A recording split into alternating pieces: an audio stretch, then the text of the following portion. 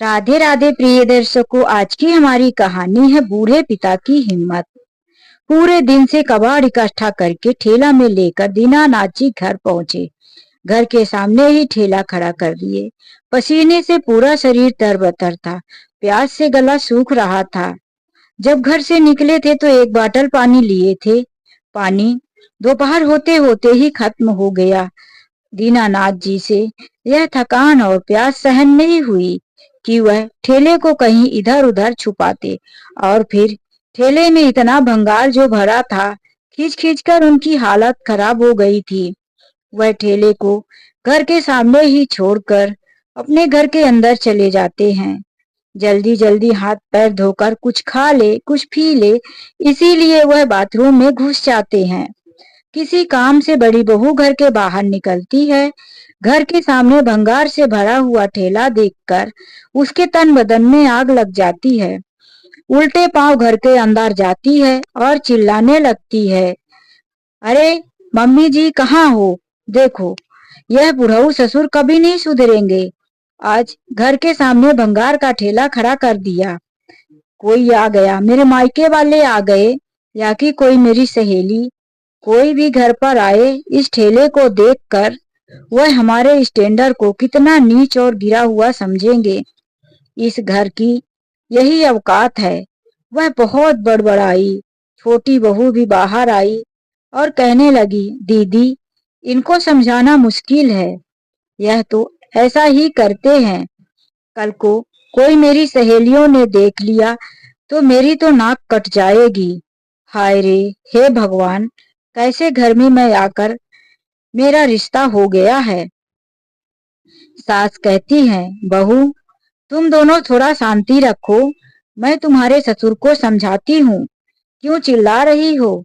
अब तक दीनानाथ जी बाथरूम से नहाकर तौलिए लपेट बाहर आ गए और कहने लगे, तुम दोनों कितना चिल्ला रही हो? सारी बातें मुझे सुनाई दे रही है। अरे मैं भी इंसान हूँ, मेरे ऊपर जरा सा रहम करो। बात ये थी कि दीनानाथ जी के दो बेटे, दोनों बेटों की शादी हो गई थी और घर में भी किसी चीज की कमी नहीं थी। सब कुशल मंगल था। बड़े बेटे की कपड़े की दुकान थी, छोटे बेटे का मेडिकल स्टोर था और बहुओं को किसी चीज की कमी नहीं थी।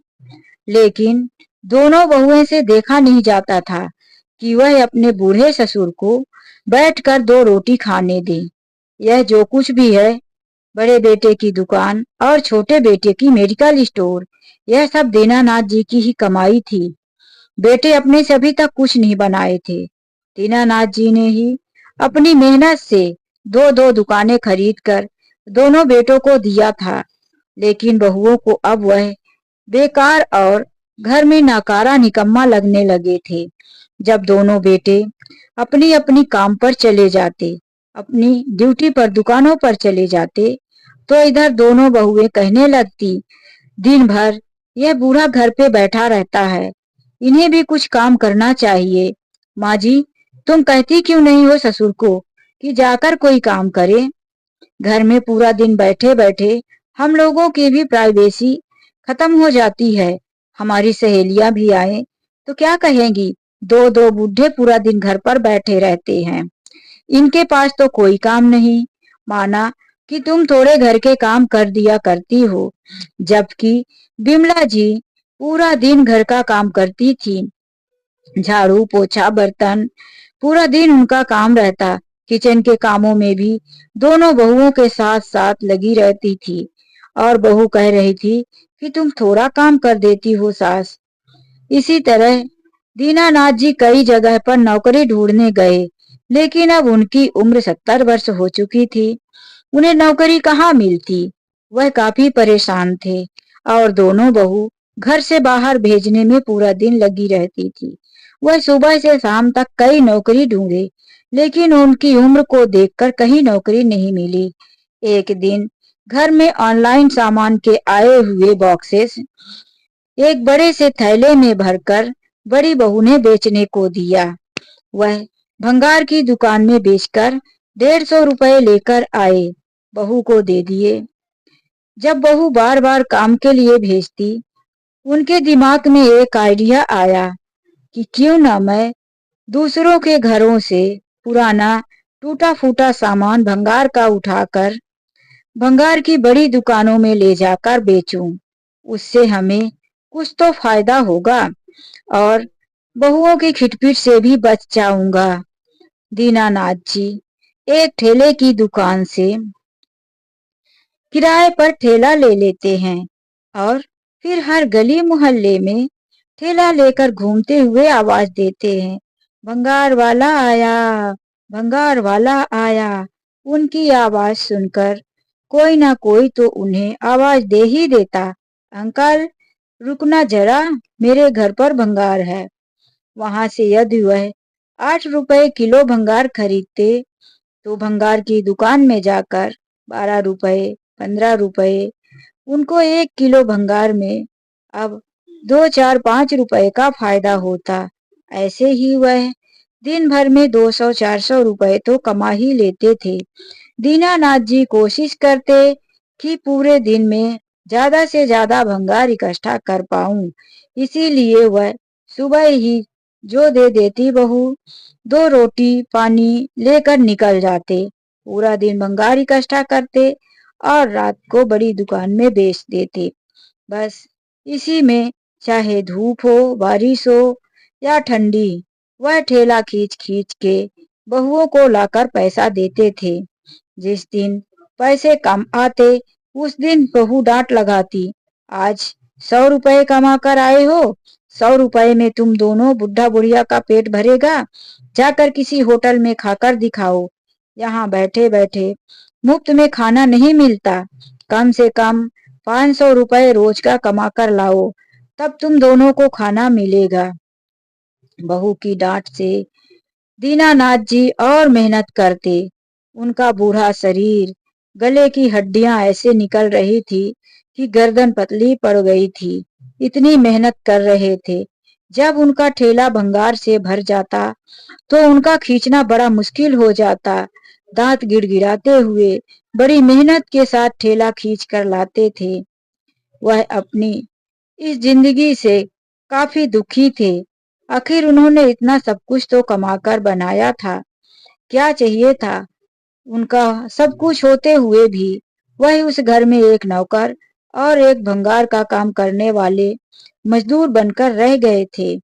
आज जब वह पूरा दिन भंगार बीन बीन कर लाए और सोचे कि शाम को अभी 6 बज रहा है, प्यास लगी है, पहले घर में जाकर कुछ खा लेता हूँ, हाथ पैर धोकर पानी पी लूं, फिर यह भंगार से भरा हुआ ठेला ले जाकर दुकान में वजन करवाकर बेच दूंगा। और उनकी बहू उनको देखकर गुस्से से चिल्लाने लगी। आज दीनानाथ जी बाहर निकलते हुए बहू से यही कहने लगे, मैं भी इंसान हूँ, मेरे शरीर में अब इतनी ताकत नहीं रही, बूढ़ा हो चला हूँ। लेकिन उनकी बात सुनने वाला कौन था। उनकी पत्नी आकर कहती है, आप ही शांत हो जाओ, यह लोग तो समझने वाली नहीं है, बात को मत बढ़ाओ। उनकी पत्नी हर बात पर पति को ही रोक दिया करती थी ताकि घर में कलह ना हो। ऐसा नहीं है कि वह दीनानाथ जी की कड़ी मेहनत को नहीं जानती थी, वह मन ही मन बहुत दुखी रहती थी। उनकी तबीयत भी खराब रहने लगी थी, लेकिन वह अब इस उम्र में कर भी क्या सकती थी। सब कुछ घर का राजपाट तो दोनों बहुओं के हाथ में था, इसीलिए वह चाह कर भी अपने पति के लिए कुछ नहीं कर पाती थी। और यूं ही समय गुजरता रहा। एक दिन सुबह सुबह दीनानाथ जी अपना ठेला लेकर एक होटल के पास पहुंचे। होटल में उन्होंने सोचा कि पहले थोड़ा सा चाय पी लेता हूँ, उसके बाद ठेला लेकर निकलूंगा। आज बहू ने घर में चाय भी नहीं दिया था। दीनानाथ जी जब चाय पीने बैठे तो वहां एक चाय वाला लड़का उनको आकर कहता है, अंकल बहुत दिनों के बाद आए हो और बताओ कैसे हो। आपकी हालात तो बिल्कुल बहुत खराब लग रही है, कैसे आप काले पड़ गए, ऐसा लग रहा है कि अभी भी आपको चैन सुकून नहीं है। दीनानाथ जी की हालत वास्तव में पूरा दिन धूप धूप में घूम घूम कर उनके हाथ पैर काले पड़ गए थे। पसीने से पूरा बाल भीगा रहता था। उनकी कमीज भी भीगी रहती थी। यहाँ तक कि भंगार उठा उठा कर कपड़े मैले थे। हाथ काला पड़ गया था। एड़ियां फटी हुई थी। पुरानी चप्पल पहने थे। एक कबाड़ी की तरह ही लग रहे थे। उनके यह हालात देखकर वह लड़का चौंक गया। अरे अंकल, आप तो ऐसे नहीं थे। लेकिन क्या हुआ? आपका दो दो दुकानें, आपका इतना बड़ा मकान, आप कभी कपड़े की दुकान में बैठते हुए एक व्यापारी हुआ करते थे। आप तो गद्दी पर बैठने वाले थे। फिर ये सब क्या? और ये ठेला भंगार का, इसे लेकर आप कहाँ जा रहे हो? वह आश्चर्य में पड़ गया। दीनानाथ जी ने कहा, सब किस्मत का खेल है बेटा। कब राजा को भिखारी बना दे और कब भिखारी को राजा। उस लड़के ने कहा, अंकल जी, आप यह सब क्या कह रहे हो? मेरे समझ में नहीं आ रहा। आपको इतने पैसों की क्या जरूरत पड़ गई कि आप गली गली भंगार चुनने निकल पड़े? आप सब कुछ मुझे बताइए।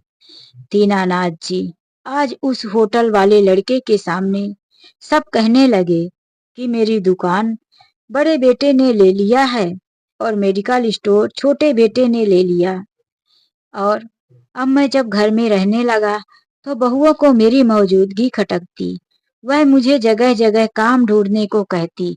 दुकान में जाओ तो बच्चे कहते हैं कि तुम्हारी जरूरत नहीं है, तुम पढ़े लिखे कम हो, नया जमाना आ गया है, तुम्हें देखकर कस्टमर दुकान में कम आएंगे, ग्राहकी में बाधा पड़ेगी, इसीलिए दुकान में मत आया करो। अब बताओ, दुकान में मेरे दोनों लड़के नहीं रहने देते और घर पर मेरी दोनों बहुएं, तो कहाँ जाऊं? इस उम्र में कहाँ मुझे काम मिलेगा? यही अपना एक काम मिला तो वही करने लगा। दीनानाथ जी की हालात सुनकर उसने कहना शुरू कर दिया, आपको पता है ना, यह होटल मेरे पिताजी का है। दीनानाथ जी ने कहा, हाँ हाँ, सब पता है। अब बताओ, तुम्हारे पिताजी कैसे हैं? लड़के ने कहा, मेरे पिताजी अब बिस्तर पर पड़े हैं। उनको लकवा मार दिया है। वह उठ नहीं पाते। उनका घुटने से पैर सीधा खड़ा नहीं हो पाता, लेकिन बोल पाते हैं, देख पाते हैं। इसीलिए यह दुकान अब मैं संभालता हूँ। लेकिन मेरे पिताजी को यदि किसी चीज की भी जरा सी कमी होती है तो वह सीधे खाट पर पड़े पड़े ही कह देते हैं कि नालायक, मेरी दुकान तू छोड़, मैं अपना होटल किराए पर चलाने को दे दूंगा और तू जा अपने लिए कोई दूसरा बिजनेस जमा। बस उनकी इसी आर्डर से डरते हुए मैं कभी किसी चीज की कमी नहीं होने देता। दिन भर दुकान में यानी मेरे होटल में कितना कुछ हुआ है वह सब ले जाकर उन्हें बताता हूँ। वह बिस्तर पर पड़े पड़े भी सारा हिसाब किताब देखते हैं। और आप इतना मेहनत करने के बाद भी खुद को लाचार और बेसहारा समझते हैं। दोनों बेटों को सब कुछ सौंप दिया, अपना बनाया हुआ घर अपनी बहुओं को दे दिया और खुद धूप हवा में जलने के लिए निकल पड़े घर से। अंकल जी, यह आप अपने साथ ठीक नहीं कर रहे हैं। आपके साथ साथ आंटी के साथ भी जाती हो रहा है। अंकल जी, आपको खुद के लिए आवाज उठानी चाहिए। आखिर आप कब तक इतना सहन करेंगे? और यह ठेला कब तक आप खींचते रहेंगे? इतना सब कुछ इसीलिए तो कमाया था कि बुढ़ापे में आपको आराम से रहने को मिले। यह सब दीनानाथ जी उसकी बातें सुन रहे थे। आज उस लड़के की बातें दीनानाथ जी के दिल को छू गई थी। उन्होंने चाय पिया और उसके होटल से निकल पड़े। आज दीनानाथ जी का मन नहीं कर रहा था कि वह अलग अलग सोसाइटी और मोहल्लों में जाकर भंगार इकट्ठा करे। आज उनकी आवाज नहीं निकल रही थी कि भंगार वाला आया है। वह एक दो जगह पर गए और वापिस दोपहर होते होते घर चले गए। आज उन्होंने सिर्फ 50 रुपए का ही भंगार बेचा था। घर जाकर वह चुपचाप नहाए धोए। तब उनकी पत्नी आकर कहती है, तबीयत तो ठीक है ना, आज जल्दी आ गए। दीनानाथ जी ने कहा, अगर बना सको तो मेरे लिए 1 कप चाय बनाकर लाओ। दीनानाथ जी की पत्नी किचन में जाकर उनके लिए 1 कप चाय बनाकर लाई और फिर कुछ समय के बाद किचन में थोड़ा खाना बचा पड़ा था, वह ले जाकर उन्हें दे दी और किचन के सारे बर्तन धोने लगी। बड़ी बहू सो रही थी, छोटी बहू भी अपने ही कमरे में थी। वह जब बाहर आई तो देखा कि ससुर के कमरे की लाइट जल रही है और सास किचन में है। एक बार किचन में आकर कहती है, माँ जी, कमरे की लाइट जलाकर यहाँ किचन में हो, लाइट बिल आता है, ऐसे ही फ्री में लाइट नहीं जलती। माँ ने कहा, तेरे ससुर जी कमरे में हैं, इसीलिए लाइट जल रही है। बहू ने कहा, क्या बाबूजी घर पर हैं? आज दोपहर ही आ गए क्या? अरे, आज उनका काम पर बाहर मन नहीं लगा क्या? आज कोई त्योहार है, दिवाली दशहरा है, जो घर पर आकर बैठे हैं, कितना कमा कर लाए हैं। बहू, आज तेरे ससुर की कुछ तबीयत ठीक नहीं होगी, इसीलिए तो आ गए हैं। अब दोपहर ही आ गए, जल्दी आ गए हैं तो कहाँ कुछ कमा कर लाए होंगे। वह सीधे ससुर के कमरे में गई और कहने लगी, बाबूजी, यह सब नहीं चलेगा। आप आज घर में बैठे हो, आज दिन भर क्या आप खाओगे नहीं? क्या आपको फ्री में खाना मिलेगा? और फिर आप अकेले नहीं हो, ये मत भूलो कि आपकी पत्नी भी घर पर 2 टाइम का खाती है। दोनों के लिए खाना क्या फ्री में आएगा? यह तो मुझसे नहीं होगा। दीनानाथ जी ने कोई जवाब नहीं दिया। तो बहू कहती है, चलो कोई बात नहीं, आज के लिए कुछ नहीं कहती, खा लो आज के दिन फ्री में, क्या याद करोगे, लेकिन कल सुबह ही जाना और रात को देर से लौटना, ताकि आज और कल का काम एक ही दिन में कवर कर पाओ। मैं ये सब नहीं सहन कर पाऊंगी कि आप घर पर बैठे रहो। दीनानाथ जी इस बातों का भी कोई जवाब नहीं दिया। शाम को जब बेटा और बहू सब साथ में खाना खा रहे थे, कुछ प्लानिंग सी चल रही थी। कई दिनों से दीनानाथ और उनकी पत्नी को लग रहा था कि दोनों बेटे और बहू खुसुर फुसुर कुछ तो कर रहे हैं। जब भी सास और ससुर को देखते तो चुप हो जाते थे। लेकिन आज सुबह ही दोनों बेटों ने आकर कहा, बाबूजी, हमने कुछ फैसला किया है। दोनों ही कमरे में बैठ गए। बाबूजी ने कहा, ठीक है, तुम दोनों ने फैसला किया है तो अच्छा ही किया होगा, तुम्हारे फैसले से मेरा क्या लेना देना।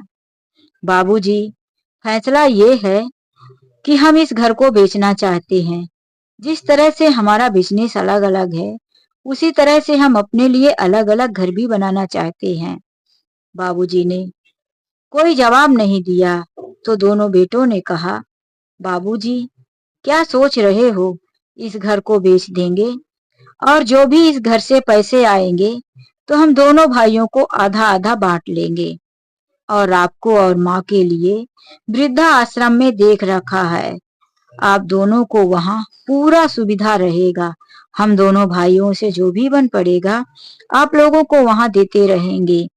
और वहाँ तो देखो, किसी 5 स्टार होटल की तरह सुख सुविधाएं मिलती है। आपका मन चाहेगा तो काम करना, नहीं मन चाहेगा तो मत करना, लेकिन आप दोनों का वहाँ अच्छे से समय व्यतीत होगा। आप लोगों की उम्र के बहुत सारे लोग भी वहाँ रहते हैं और हम लोग हर महीने आपको खर्च देंगे। बाबूजी, इस बात की आप बिल्कुल चिंता मत कीजिए। दीनानाथ जी ने कहा, बेटा, चिंता मैं क्यों करूं, चिंता तो तुम दोनों ही अब करो। अच्छा आइडिया दे दिया तुम लोगों ने, वृद्धा आश्रम। चलो ठीक है, अब वृद्धा आश्रम ही बनवा लेता हूँ। ऐसा करो तुम दोनों, यह मेरा घर खाली कर दो। तुम दोनों के लिए सिर्फ 3 दिन का समय है। 3 दिन में मेरा घर खाली करो, मैं इसी जगह पर वृद्धा आश्रम बनवाऊंगा और वो भी अपनी कपड़े की दुकान और मेडिकल स्टोर बेचकर। दोनों दुकानें बेच दूंगा जिससे मुझे पैसा आ जाएगा तो मैं इस घर को वृद्धा आश्रम के रूप में परिवर्तन करवा दूंगा। मेरे जैसे अपने बच्चों से ठुकराए हुए लोग माता पिता आकर यहाँ रहेंगे तो अच्छा काम हो जाएगा ना। अब यह बातें सुनकर दोनों बेटों के तो मानो कि तोते उड़ गए। दोनों बेटे सन्नाटे में आ गए, एक दूसरे की तरफ देखने लगे और कहने लगे, बाबूजी, यह आप कैसी बातें कर रहे हैं? आप दुकानें बेचेंगे और घर को वृद्धाश्रम बनाएंगे तो हम दोनों कहाँ जाएंगे? अरे, हम दोनों तो सोच रहे थे कि अब रहने के लिए भी अपना अलग अलग मकान बना लेते हैं। हमारा जब बिजनेस अलग अलग है तो हमारा दोनों का घर भी अलग होना चाहिए। बाबूजी ने कहा, तुम दोनों जाकर अपना अपना बिजनेस जमाओ, घर बनवाओ, मुझे कोई परवाह नहीं है। लेकिन अब तुम दोनों को ना मैं घर दूंगा और ना ही दुकान दूंगा। ससुर की यह बातें सुनकर बड़ी बहू भी जोर से आकर आवाज देती है, सठिया गए हो क्या इस उम्र में, जो घर बेच दोगे? अपने बच्चे और अपने नाती पोते के बारे में तो सोचो। हमारे छोटे छोटे बच्चे, हम इन्हें लेकर कहाँ भटकेंगे? इन्हें पढ़ाना लिखाना है, इनकी परवरिश करना है, हम सब कैसे कर पाएंगे? बाबूजी ने कहा, परवरिश तो मैंने भी अपने दोनों बेटे की थी। मैंने भी इन्हें पढ़ाया लिखाया, इनके लिए बिजनेस जमा कर दिया, घर बना कर दिया, और फिर अंतिम समय में मुझे क्या मिला? वृद्धा आश्रम, कबाड़ का धंधा। ऐसे ही तुम भी अपने लिए सोच लो, यही कबाड़ तुम लोगों को भी बिनना पड़ेगा, नहीं तो तुम दोनों कोई और बिजनेस ढूंढ लेना। बुढ़ापे में जिस तरह से तुम अपने सास ससुर को बैठाकर नहीं खिला रही हो, जबकि मैंने इतना सब कुछ बनाकर दिया, यह मेरी मेहनत का बनाया हुआ घर है, तो तुम्हारे बच्चे तुम्हें कैसे बैठाकर खिलाएंगे? अभी तक तो तुम लोगों ने कुछ बनाया भी नहीं है और तुम्हारे बच्चे सब देखते हैं। अपने बच्चों को तुम लोग क्या सिखाते हो कि दादा दादी हमारे फैमिली मेंबर नहीं है, हमारे घर के नहीं है, यह गरीब बूढ़े बुजुर्ग हैं। तो तुम्हारे बच्चे तुम लोगों को भी कल अपनी फैमिली मेंबर कैसे समझेंगे? जो सिखा रहे हो वही तुम लोगों के सामने भी आएगा। जाओ, अपनी मेहनत से अपने बच्चों के लिए कुछ करो। अब तुम लोगों के लिए ना इस घर में जगह है और ना ही मेरे दिल में। छोटा बेटा माँ के पास पहुंचकर कहता है, माँ, समझाओ पापा को, दिमाग खराब हो गया है क्या? कैसी बातें कर रहे हैं? माँ ने छोटे बेटे का हाथ झटक कर दूर खड़ी होते हुए कहा, बस, अब तेरे पापा को समझाने का कोई मतलब नहीं है। अब तू समझ जा बेटा, तेरे पापा बहुत समझ चुके हैं। पहली बार तेरे पापा ने सही निर्णय किया है। तेरे पापा जो कह रहे हैं वह तू, तेरा बड़ा भाई और ये दोनों बहुएं खुशी खुशी मान लो, वरना आगे जो भी तेरे पापा करेंगे उसकी जिम्मेदारी तुम दोनों की होगी। मैं तेरे पापा को नहीं रोकूंगी। माँ ने आज पहली बार दोनों बहू और बेटे के सामने इस तरह से बोला था, जबकि वह डरी सहमी सी रहने वाली थी। आज उन्हें पति का साथ और साहस मिला था, इसीलिए वह आज पति का हाथ पकड़कर हिम्मत करके बोली थी। दोनों बेटे और बहू खड़े के खड़े ही रह गए। अब किसी का बस नहीं चला कि कुछ कह पाते। पिताजी अब निर्णय कर चुके थे। वह अपनी पत्नी को कहते हैं, तुम मेरे लिए चाय बनाकर लाओ, मैं किसी वकील के पास जा रहा हूँ, किसी प्रॉपर्टी डीलर से भी मिलूंगा, मुझे अपनी दुकानें दोनों बेचनी है। पत्नी उनकी चली जाती है किचन में और दोनों बेटे बाहर निकल जाते हैं।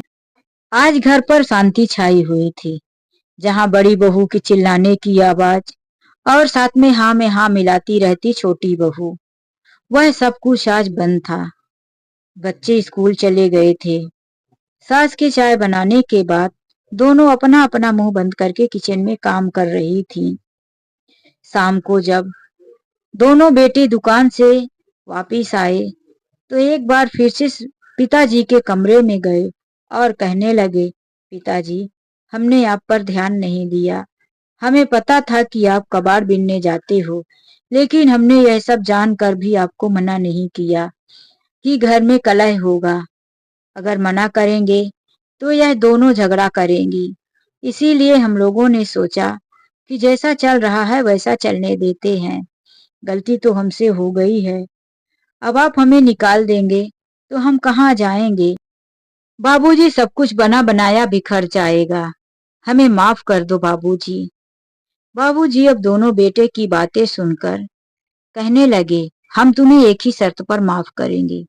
हमें अपनी दोनों दुकानें का किराया चाहिए। तुम दोनों अपना बिजनेस करो, लेकिन हम दुकान का किराया लेंगे।